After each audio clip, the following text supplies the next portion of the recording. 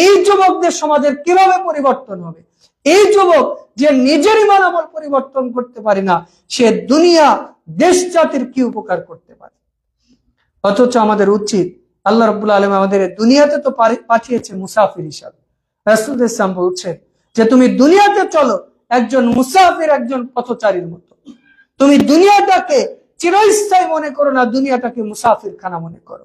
মুসাফিররা যেরকম অস্থায়ী থাকে, তুমি তোমার এই জীবনটাকে অস্থায়ী মনে করে আখিরাতকে সামনে রেখে চলো।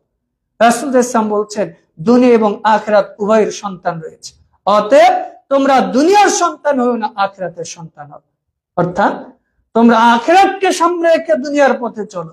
দুনিয়াকে সামনে রেখে যদি আখিরাতের, দুনিয়াকে কেন্দ্র করে যদি আমরা চলি, তাহলে আমরা দুনিয়া আখিরাতে কোনোটাই সফল হতে পারবো না। তো আমরা দেখি যে নবী রাসূলরা কিভাবে দ্বীনের দাওয়াতি কাজ করেছে, দাওয়াতি কাজে তাদের জীবন যৌবন বিলিয়ে দিয়েছে।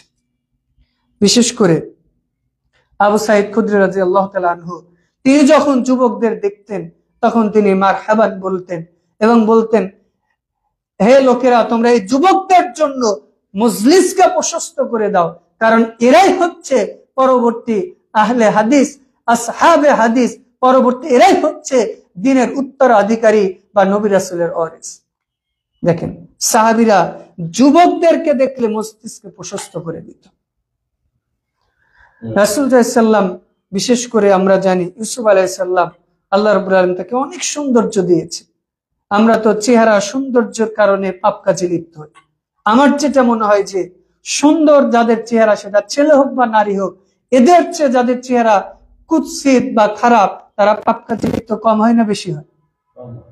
কম। সাধারণত দেখে আমার চেহারাও এত ভালো না, আমাকে দেখে ছেলেরা এত হাই হ্যালো করবে না, অতএব আমি মুখ ঢেকে রাখি, বা সে চেষ্টা করে যে পর্দার মধ্যে থাকা ভালো হয়েছে, করে না?